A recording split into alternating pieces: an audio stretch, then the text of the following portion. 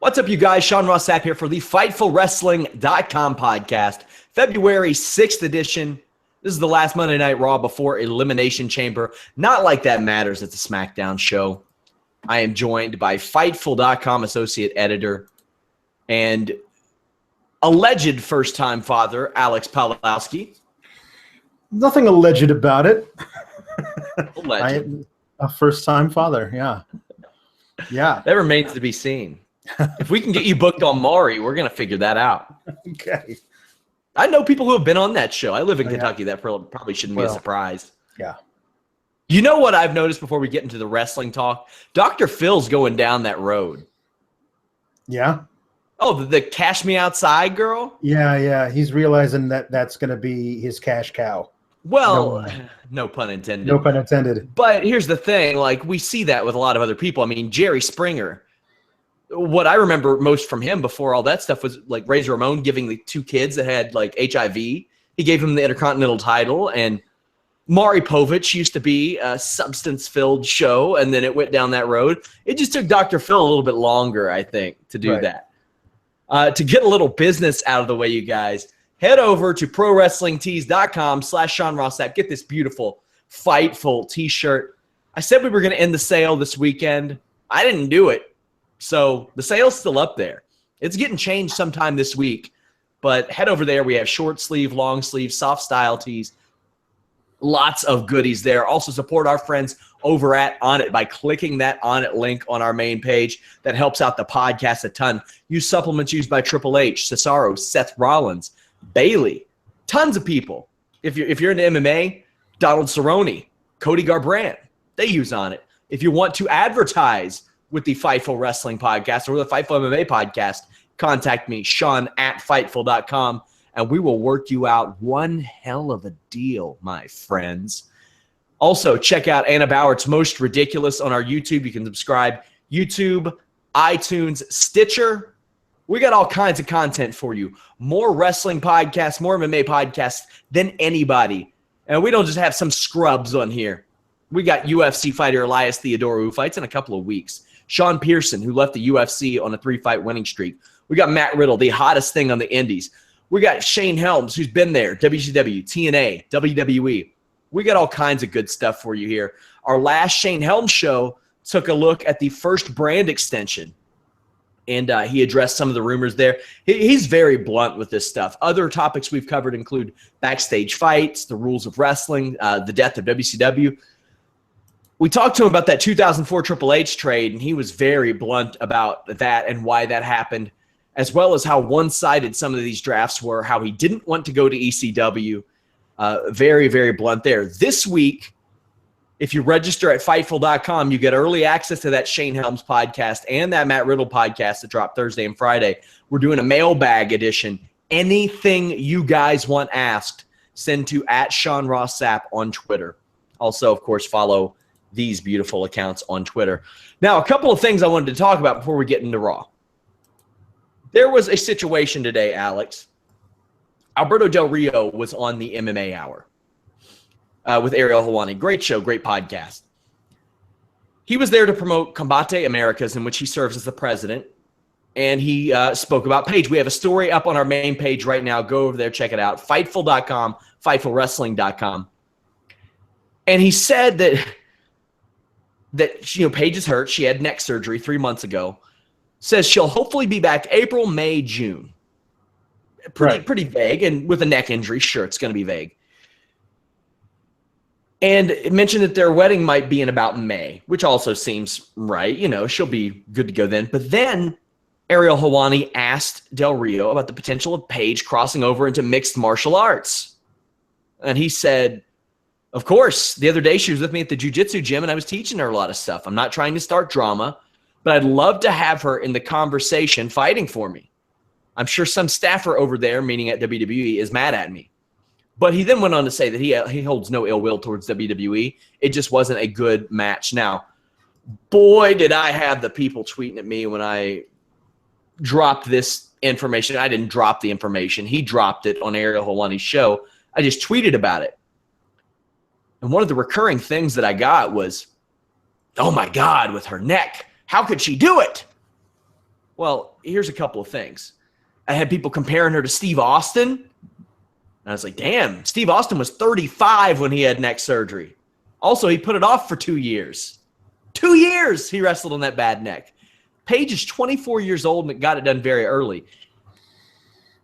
And Alex, I mean, I know you're not a big MMA guy, but I have trained in both with a bad neck, not to the degree that her neck is. I didn't have to get surgery. She had to get surgery. Mine was like you can, but you don't have to type of thing. Bumping on a neck like that, surgically repaired 4 nights a week while traveling across the country, across the world, not much better. But Alex, I want to know how you feel about this whole situation before we get into Raw. Well, now again, you say I'm not much of an MMA guy. I don't follow it like somebody like yourself. I mean, but I do understand that if there's a great difference between what they do there and what they do in WWE ring. I mean, apart from the obvious thing of one is scripted and the other one's real. I get that, but you tell me, how long between matches do the typical MMA fighter have? It really depends. You can fight like there's a woman who's fighting for a championship on Saturday night. She doesn't fight more than once a year. But my question would if the answer is longer than a day, then it's very different.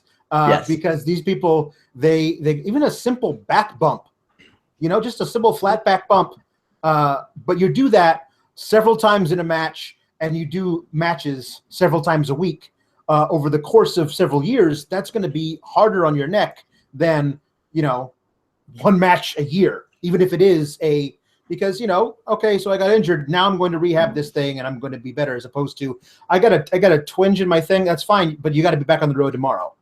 You know what I mean? Who knows what these people, put their bodies through over and over and over again. So yeah, you can't say that MMA is going to be so much more dangerous for her than the WWE without first taking into account that how often these people are doing it in WWE. Mm-hmm. I'll put it like this, guys. Like, I would never physically make it through an MMA camp. I can make it through preparation for pro wrestling match. I do those a few times a year. People are working with me as opposed to working against me. Now, here's the situation. We haven't seen a lot of high level, or really a lot of MMA fighters in general, come back after a neck surgery. However, Paige is 24 years old and has an athletic background. I mean, she's an athletic girl. Also, there are a lot of questions. Could she fight? Yeah, they could put her in there with an absolute just soccer mom, and she could kick the living shit out of them. Right. This is Combate Americas, guys. This isn't the UFC. The Combate Americas is not the highest level of MMA. They're doing very well in Mexico, though. But, hey, guys, it's not I had a lot of people saying, he's forcing her. No, if you all watch that interview, and I encourage you to, Alberto Del Rio and Paige off camera seem like incredibly happy individuals. There was no hostage situation here. They seem like they are truly happy with each other. And Ariel Helwani did say, "What's up with you, man? Why are you getting stabbed and stuff?" And Del Rio, and he said, "You're a handsome guy. You shouldn't be getting stabbed." And he said, "Maybe you should think that me being handsome is why I'm getting stabbed." So there you go. Del Rio, cunning as ever. Cunning as ever. But that story's up on Fightful.com. If you all haven't checked it out, break up with your old wrestling news sites, you guys. Just dump them. Kick them to the curb. Some of you guys are still going to these turdy sites from 20 years ago that haven't updated their designs. We got you covered. We're not going to make you click on a million different things all day. We got fight size updates that combine a lot of this stuff. We've got exclusives. Go over there under our MMA, wrestling, and boxing exclusives and just see some news that we've broken that maybe you've seen elsewhere. Like, oh, I wonder where that came from. Or that other places didn't even have the notion to pick up on. Because, we're still growing. But maybe you don't have a social life, you guys. Maybe you just want to sit at home all week.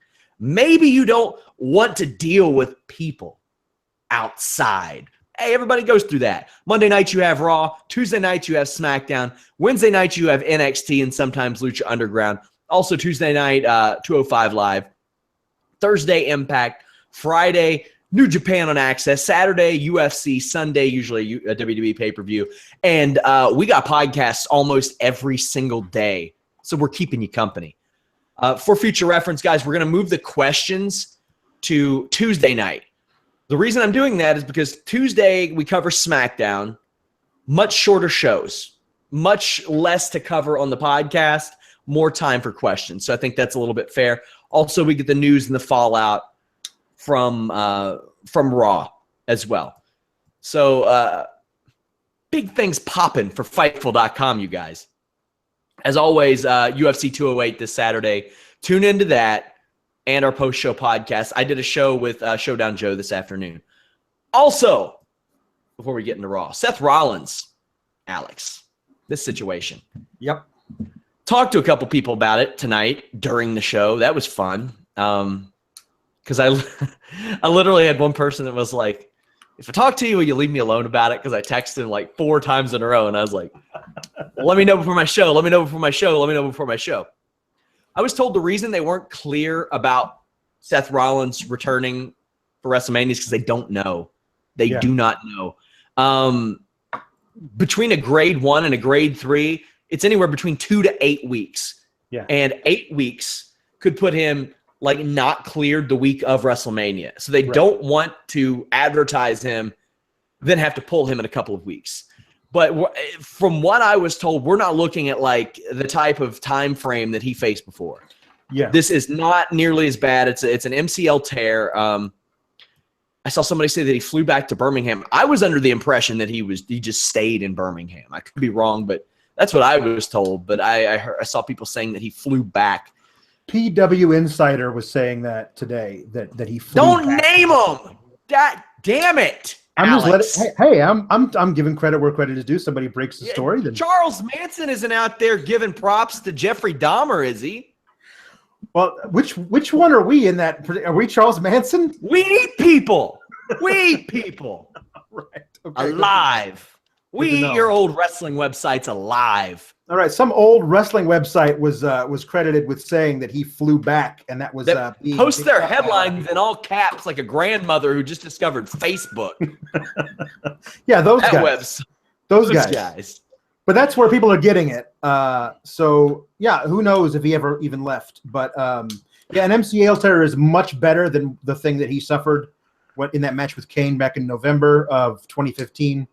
So yeah, my thing is, if I were them, I would come out and say that he's not available, so that if he is, you can have this major deal where he comes back. Do the kayfabe us. Just give us something. Sure. Show it like they do later. The showing his tweets from last week that we all saw already. That's kind of a cop out. Yeah, no. Here's the situation. Like they're not going to say 2 to 8 weeks either, because he could have a setback. That could happen a lot. There was a girl I knew who played college soccer at Morehead State University. She was a 5-year player, and man, she tore her ACL 3 different times. Then when she came back in her senior year, she tore her meniscus. There are just some people that are like Dominic Cruz. That's a really good example. UFC bantamweight champion. He didn't fight for 3 years. Couldn't stay healthy. Came back, won a fight, was out for another year. It just happens to some people. Hopefully Seth Rollins isn't like that.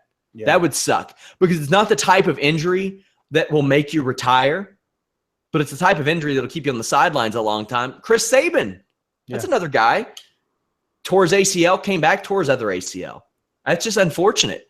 So, I mean, they're not going to give you a timetable on TV. I was just told that they're hopeful he'll be back by WrestleMania, which is why they didn't rule it out.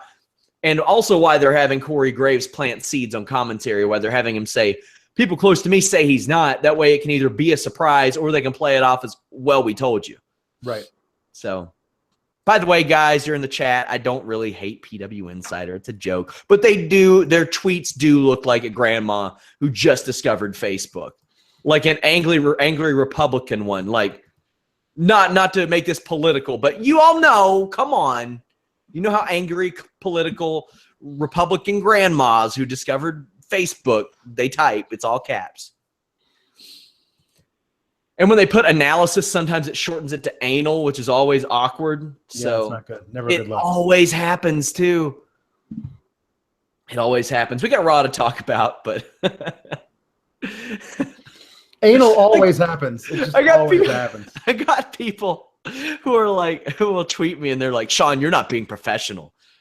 How'd they give you a blue check mark? Well, I'm sorry that I want to have fun if I'm doing this 60 hours a week. Like, there are some people who just take everything way too literally.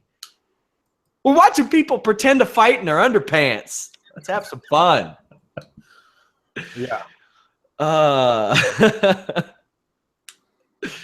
Okay, guys. Jesus. By the way, tune into that Wednesday show with Jimmy Van. I'm sure he's going to go off about something this week. He was pretty upset after last week's show. Opening segment. Samoa Joe kicks off the show. It is so weird to hear that music play on the USA Network, Alex. It is. It really is. It's very cool. I'm very excited to have him up on Raw. I got to say, throughout this entire night, Samoan Joe looked like he belonged in this spot, on this program, in this company, on this network. And he has for at least the past 10 years. Yeah. That's a really cool thing about that. They're not mincing words. He comes out and he's pissed that he's had to wait 18 years to get here. Like, that's a really cool thing for him. And guess what? If he was playing babyface, he should be pissed about it too. But he should be righteously pissed and like prove himself to the masses. But that's a major deal that this guy had to wait 18 years to get here. But yeah, I personally, the thing that I liked the most was them planting the seeds for Foley's eventual departure to go get hip surgery, where he was just like, he was blatantly just like being insubordinate to Steph McMahon. That was good. I'm interested in seeing how this progresses. But yeah, Samoa Joe in a suit. Who knew, man? He looks like the limo driver for some mafia don. You know what I mean? But who also carries a piece and will F you up if you get too close to the guy. I like it. So the question I kept getting all night was, why does Raw keep getting all the stars? And I don't have an answer for that, but they do. Yep. Especially when you bring in Bayley and Samoa Joe. Ooh, back to back. Did SmackDown get anybody? Not on that level. But I mean, did they get anybody from NXT? I mean, they got Ellsworth.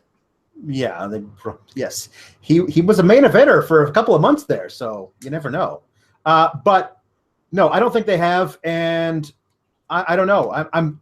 I'm assuming when Dillinger eventually comes up, he's a SmackDown guy, but they seem to be keeping him down in NXT for a while. Maybe building towards something where he gets a title shot against Bobby Roode, since that rivalry's been established, and they should. I don't know what happens with Shinsuke. I mean, I don't know. There were originally, much like Asuka, never any plans to bring Ty Dillinger up. He was just going to do the player coach thing. Right. But and I don't know that they expected him to get a reaction that big at the Royal Rumble, but you got to roll with it, in my opinion. And you'll always have those people that say, oh, the chant's over, not the guy.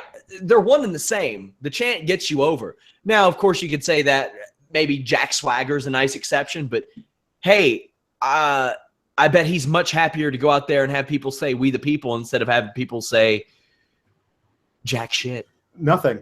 Say nothing? Yeah. Yeah, say absolutely nothing. Samoa Joe cut a really good promo at the beginning of Raw, and then Roman Reigns came out, and I thought he cut a really good promo too. I thought both of them were there. Roman Reigns kept it short and sweet, and if they have him do that, it's usually pretty good. Yeah. He said, "Sup, hi, I'm the big dog. I'm going to kick your ass." Yep. Match is made. Okay. Yeah. There's the phenomenon of, I mean, with all these crowd shots they're doing to react to every little thing that's going on Raw, they caught what could not have been any older than a 6-year-old girl in the front row, just losing her mind, jumping up and down with excitement when Roman Reigns came in to face Samoa Joe. And we all know that the kids love Roman Reigns and some of the adults don't. But it's a very interesting thing where he comes in and he says, "Hey, what do you say, Portland? Should I like let him just shut his mouth, or should I cave it in for him?" and that's what the kids love. You know what I mean? It's a very interesting deal. I actually met a little kid who was buying a WWE ring at the store at Target, and I said, "Who's your favorite wrestler?" I just was interested. He's like, "Roman Reigns," and I was like, "There you."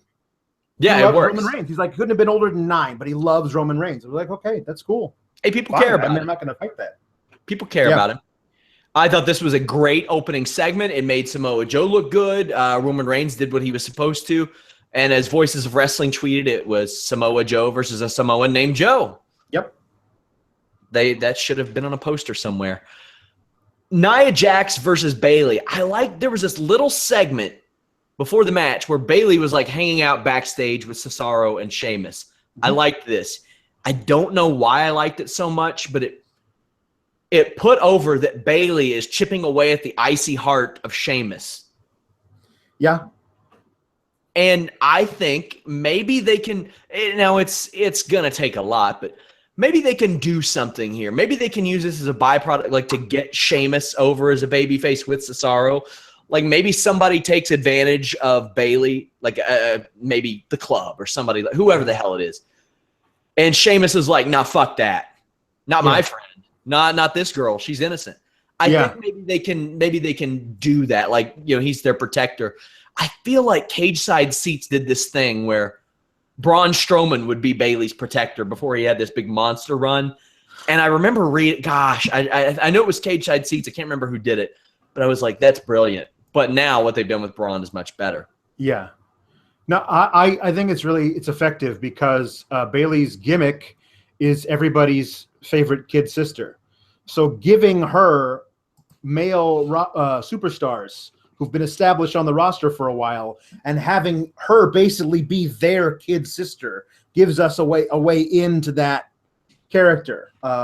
And establishes her as like somebody like these people. We like these people, and they like her. They're protective of her. It kind of establishes that. It's an interesting way of getting that idea over. So I'm interested to see where that goes. So there's a lot that I had to talk about this match. Michael Cole announced Nia Jax's weight, which is a very new thing. 270 some pounds. How do you feel about that? Did this trigger you? Didn't trigger me because they're building her as a monster. You know what I mean? Like they keep talking about how she holds all the powerlifting records at the WWE Performance Center. Yeah. She's a big girl. We all knew she was a big girl. If you asked me to pinpoint her weight before this announcement, I would not have gone that high with 272.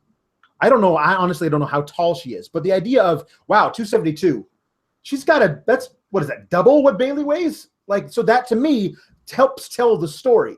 I noticed they're not saying how much Bayley weighs though. That's like, so it is kind of a double standard. Well, they didn't announce it when she came to the ring. Michael Cole announced it on commentary, like as a footnote. Yes, exactly. She is like 6 feet tall in pro wrestling. She's probably like 5'10". Right. And before this, like websites had her weight listed at like 240. Mm-hmm. Yeah, I mean, I'm sure they're fudging it. I mean, they fudge weight and height all the time. But for me, if you're not doing it to fat shame her, but instead to say, my God, she is massive and will F your shit up, then yes.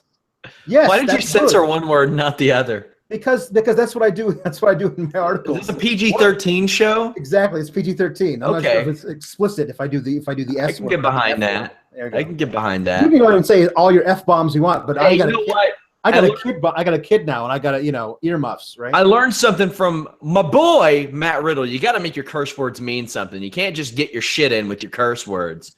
If you all ever missed that, Matt Riddle absolutely went off on Camp WWE for having too many curse words one time. Yep. Also, there's a funny video on our YouTube of him explaining the time that he met Triple H, where he did the Super Troopers repeater game to him, is what he did. Yep. Did not care. That's up on our YouTube. Subscribe to us, YouTube, iTunes, Stitcher. Nia Jax hits a very slow-looking Rainmaker, because why not? Because why not? We're doing that now. Jax is about to count it out. Charlotte causes the distraction. I thought Jax's Samoan drop looked awesome. What didn't look awesome is when she ran all the way around her body to pin her facing the camera. Like, I get why they're doing it. because it's good for the camera, but at the expense of looking completely ridiculous, I think that's stupid. Also looking ridiculous, Bayley was made to look like a dumbass, and nothing makes me want to cheer baby faces more than when they look like an idiot. Yep. Baby faces are idiots and heels are cowards. That's the way everybody. That's their flaw, and it's universal. Yeah, Bayley is announced as having a title match next week. I don't know why, because she got pinned clean 8 days ago. I get it. She won a tag match, but whatever. She got a pin on Charlotte the day after she lost that match. And here's the deal. There's no one else for Charlotte to face. That's true. Like, they've buried Dana Brooke way down at the end of the bench. She's not even on TV anymore. I forgot she was on the roster. Send her back to NXT already. I think last week she was on Main Event losing to Alicia Fox. Hey, you know who needs her? Like I just said, NXT needs her. Yeah. They could use her. Or you know who they could possibly debut? Emma.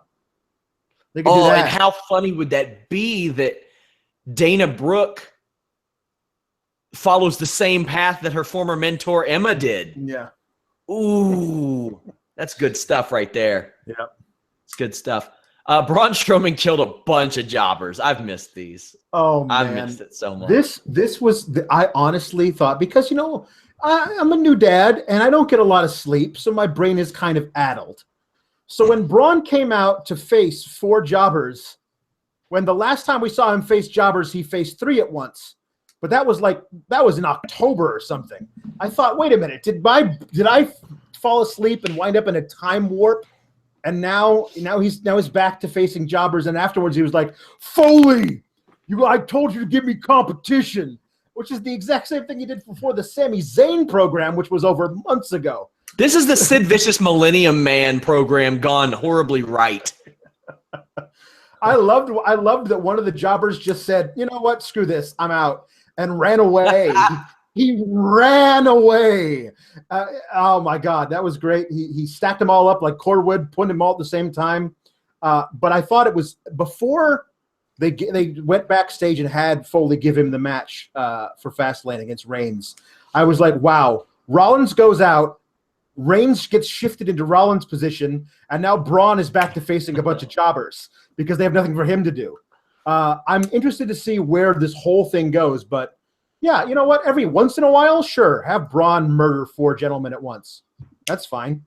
Yeah, I love his delivery, his absolute 1980s delivery of his lines. It works for him because he is a 1980s wrestler. Oh, God. Think of the program they would have put him in against Hogan. He would have drawn so much money. Oh, so much money. Then he would have gotten beaten and recycled and would probably have been in a tag team with the Warlord. They had Hogan face Zeus at SummerSlam. Can you imagine what they would have done with Braun Strowman? I don't think Braun Strowman would have been anywhere as near as good today. He would never have improved. He would have been the same Braun Strowman. Yeah.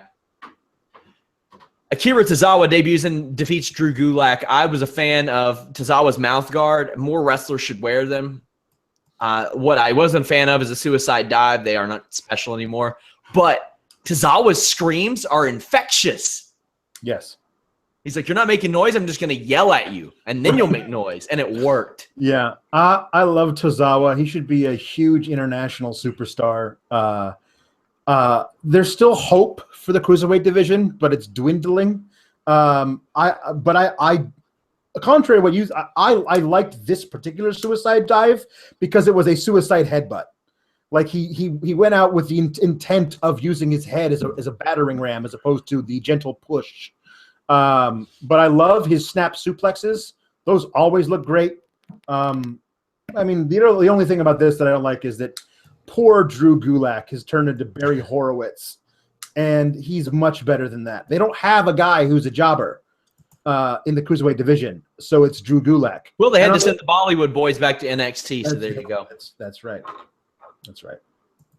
What a stupid move to even sign them. Snap German suplex finishes it. I think that move will get over. That is a nice move. Goldberg, Jericho segment. Jericho adds Tom Brady to the list, gets a great reaction. Jericho wants to face Owens for the title, but Owens kind of shies away Then Goldberg comes out and makes the top 2 champions on Raw look like total bitches. Yep. Total bitches. Goldberg challenges Owens at Fastlane, and Jericho accepts on his behalf. There was a very funny spot where Goldberg added himself to the list. Like that's a great way to get that over for the other guy. That was really good.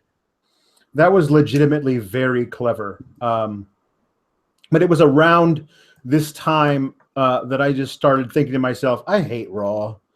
I hate the way the segments are structured and written. I hate who they're telling, like why they're telling me to cheer these people and who they're telling me to cheer for. Why do I want Bill Goldberg to win this match at Fastlane? Why am I supposed to want that? This man who can't last longer than 90 seconds in any. How about this, guys? New contest. I'll find out something to give away. I'm saving this for the 1,000th follower.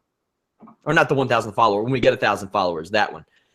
I'll find something. I'll announce what we're giving away next week on the Raw podcast. Follow us at Fightful Wrestle. Send us a tweet with the number of seconds it will take Goldberg to beat Kevin Owens at Fastlane. The closest wins. That's good.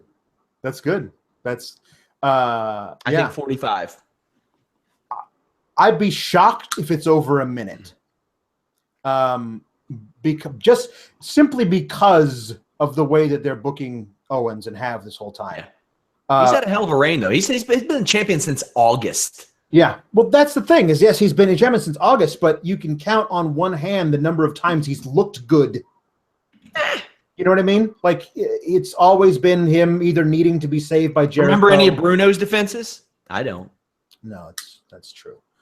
What they should do is have Owens get the advantage early and beat down Goldberg for, let's say, 3 minutes where he's winning. And then Goldberg hits a spear out of nowhere, jackhammer, and that's it. Make him last at least the champion last longer than Brock Lesnar did at Survivor Series. Yeah, I don't think that's going to happen. I'm hoping. Goldberg also accepts Lesnar's challenge. We have our first WrestleMania match official, Lesnar versus Goldberg. Now, if Goldberg wins, Lesnar's going to be facing Goldberg coming off of 2 embarrassing performances to Goldberg. I don't know why they're not showing Brock Lesnar wrecking shit at live events. I would show some, just live event footage. Show him destroying Big Show. It's not going to hurt Big Show. No. He's facing Shaq this year. Lesnar can beat up Shaq. Now, here's the thing, and it's going to be a horse that's beaten to death. It really is. Now, Owens, okay, when casual fans tune into this, they're going to say, oh, that fat guy couldn't beat 50-year-old Goldberg. And not only that, he got beaten under a minute? Yep.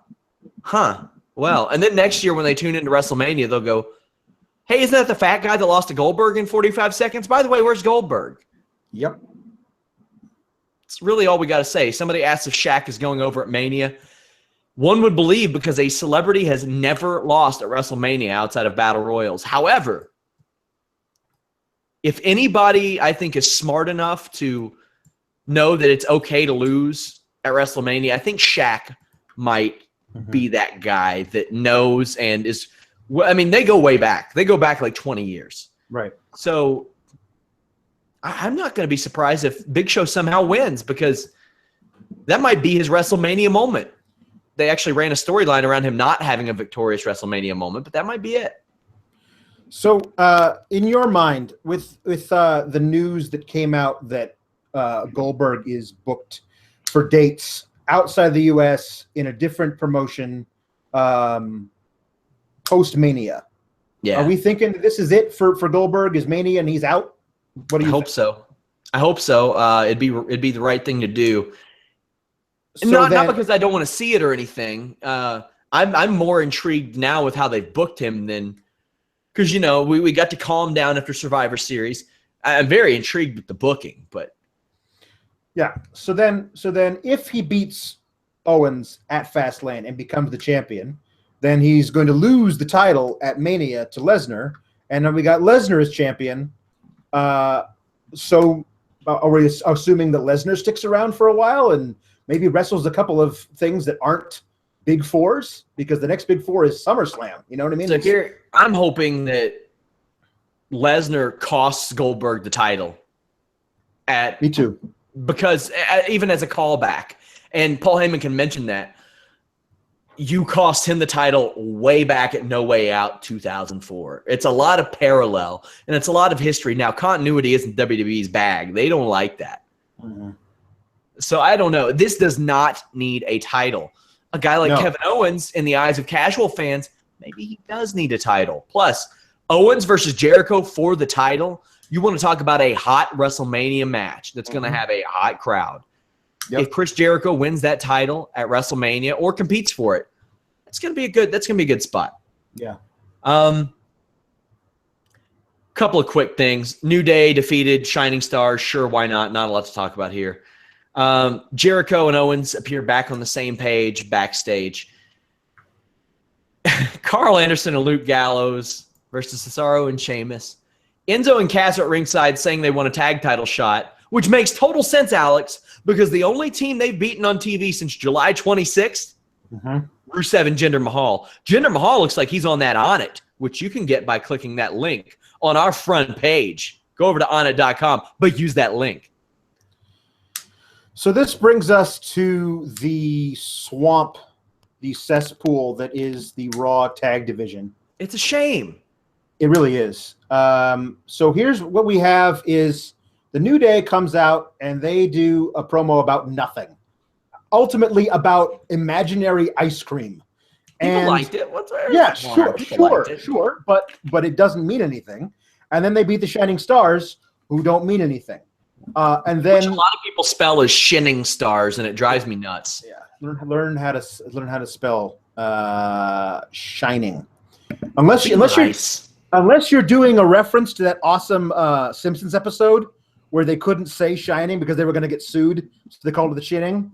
Then you're being clever, and I like you. But they also have Enzo and Cass, who just decided that they were going to come out and sit in office chairs near the ring. They're not on commentary. They're just sitting near the ring. And neither team said, hey, we don't want you out here in case you guys get involved and cost us the match. They're just allowed to sit out there. And, of course, they do wind up getting involved, and they get I think, Gallows and Anderson DQ'd, and now we're back to normal, back to nowhere. If this is a thing that advances Sheamus and Cesaro to being angry with Enzo and Cass and maybe turning heelish, maybe that's something. But overall, we just wound up back where we started, and that's not a way to book your tag division. I see a lot of people saying like Goldberg with the title to get WWE some attention, like just sing it. The Rock did that, and I think it got 200,000 buys less than the year before. So no. Regarding the tag division, they took the titles off the New Day, and that's supposed to be done to change things up, to heat it up, to do. I don't see the point of even taking the titles off the New Day at this point. Nope. I like Gallows and Anderson working with Cesaro and Sheamus. They have good matches.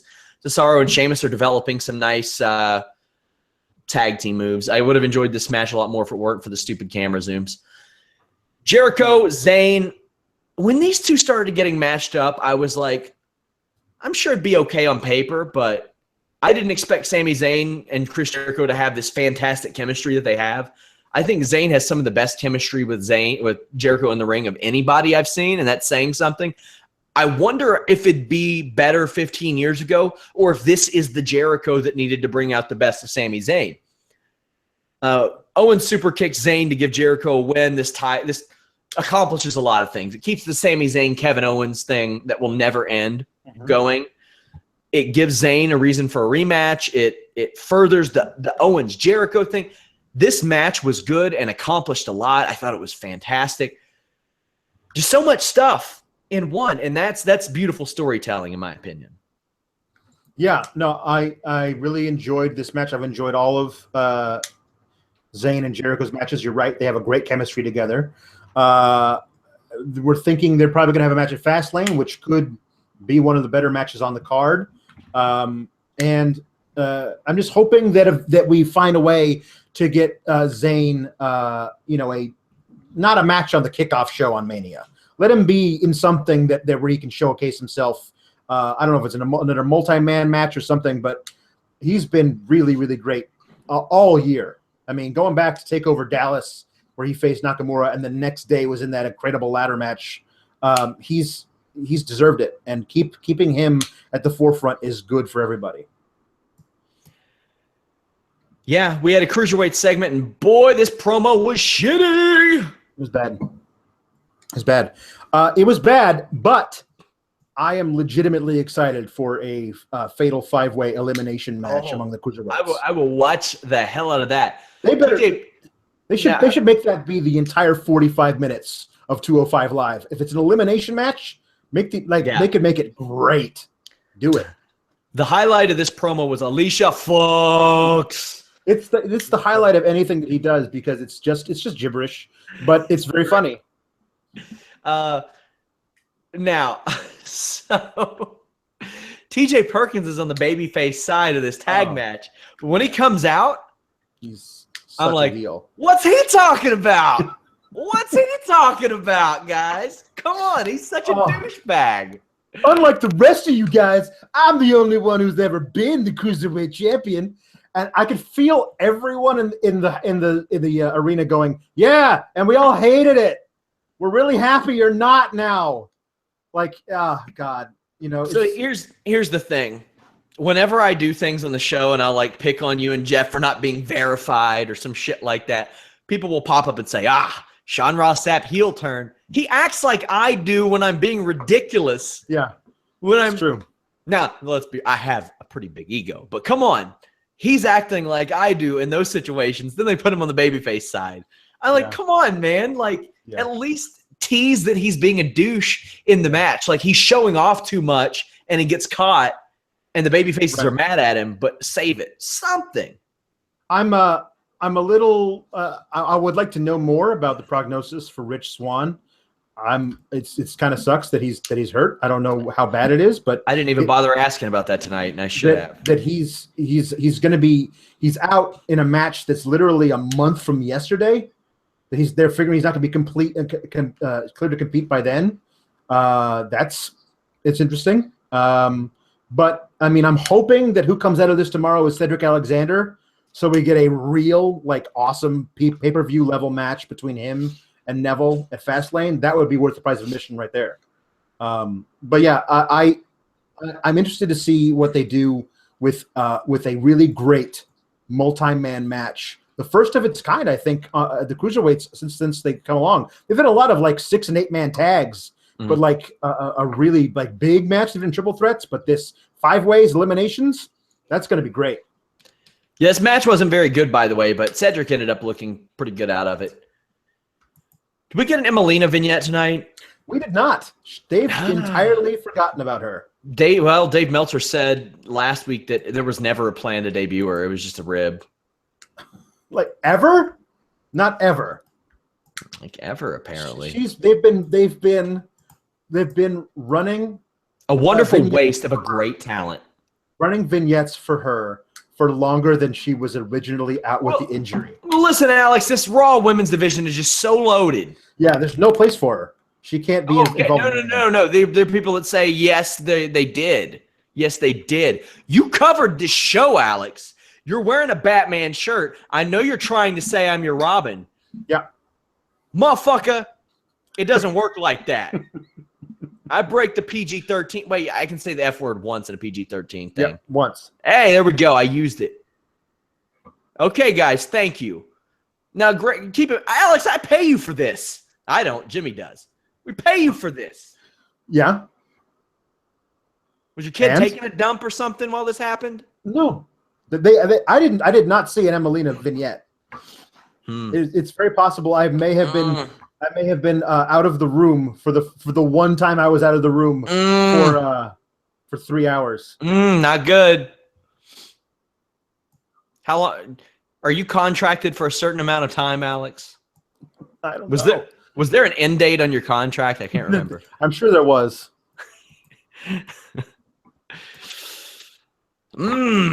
Guys, I don't know how I feel about this. Awkward situation here. It is an awkward situation. We had Samoa Joe defeat Roman Reigns. This reminded me a lot of Finn Balor. They bring a guy in. The next week, he beats Roman Reigns. Immediate name. Samoa Joe attacks Reigns before the bell and really patty cakes some of these strikes in, but on the contrary, all of Roman Reigns' clotheslines look real bad. He does ones where he jumps. He does the old Kofi Kingston clothesline that looks really bad. Yeah. Then those ones in the corner where he just repeats. Those look really bad. But this match picked up at the end.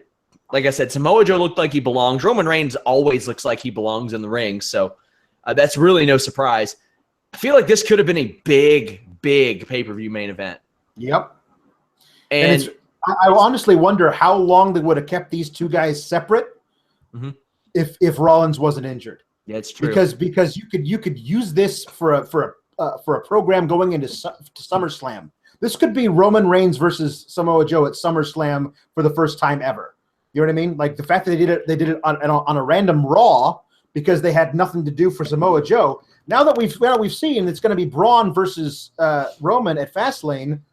What are they doing with Samoa Joe? What's he going to do?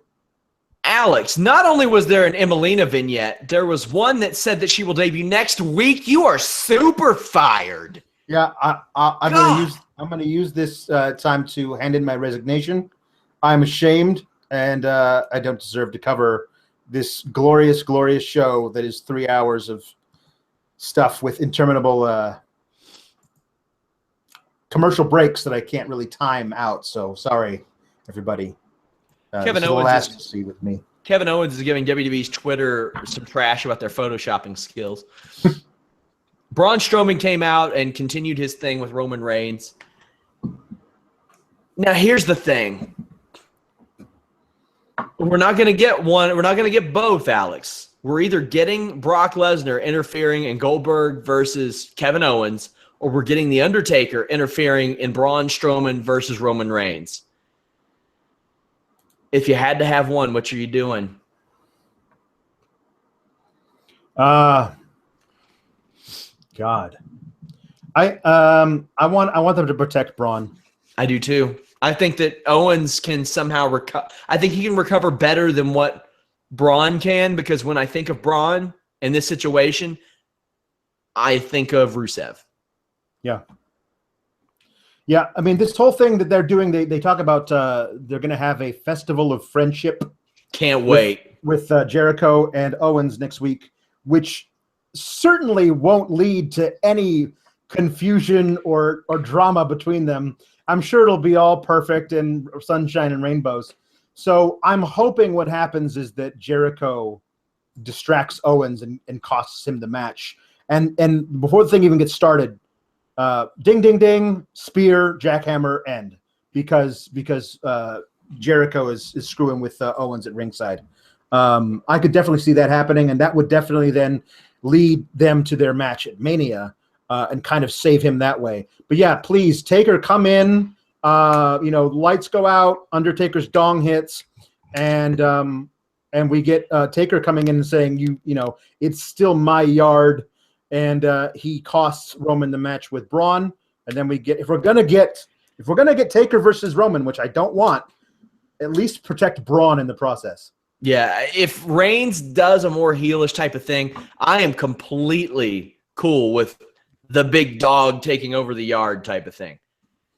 Mm-hmm. Completely cool with that. I think that would be an interesting angle to approach. Kevin Owens says, "Can you all Photoshop my beard too? You don't have to change the color like Goldberg. Just make it a little thicker." Damn. Yeah, they put some just for man in that beard on that graphic. It was pretty bad. Damn. Hey guys, here's the podcasting schedule this week. Just the wrestling side of things. MMA, we have them every day as well. Check those out. We've had a lot of people say that they didn't like MMA and that our shows helped get them into it. Tomorrow night, right after SmackDown with Jeff Hawkins. Wednesday afternoon with Fightful.com owner and eccentric millionaire Jimmy Van. He hates when I call him that. Thursday, register for free at Fightful.com. It doesn't cost you a dime. You'll get Matt Riddle answering any and all questions. Former UFC star turned indie darling that is really the talk of the independent circuit. It is a matter of time before we lose him to the WWE, to be quite honest with you. Then on Fridays, Shane Helms. This week we're doing a mailbag for both the Matt Riddle and Shane Helms show. Anything you all want asked. I mean, they're here to answer everything. We've been doing certain topics on the Shane Helms show, like the end of WCW, rules in wrestling, backstage fights, the brand extension. This week I'm going to have him address the Paige neck situation, talk about these injuries in wrestling, what he's dealt with, and what kind of timetable he's looking at. Saturday night, we're here post-UFC 208. Sunday night, we're here post-Elimination Chamber. I'm hoping we can get a special guest for Sunday. Anna Bauer is who I'm hoping, if we can get her a mic set up that doesn't echo, you know. But check out Most Ridiculous. That segment is fantastic. Also, tweet out the link to this podcast, you guys, and Fightful.com in general. Leave us a thumbs up, and please leave us a review on iTunes. That stuff helps so much. I can't even put into words how much that helps us to get positive reviews on, or any reviews on iTunes. So help us out there. Alex, anything new? Well, hey, here's one we didn't tackle. Rock and Roll Express Hall of Fame. Yeah. Now, I found out about this, I think 2 or 3 weeks ago when I tweeted. I said, I don't know how true this is. Yeah. Because I figured Ricky Morton was just talking some shit. When I asked around, apparently the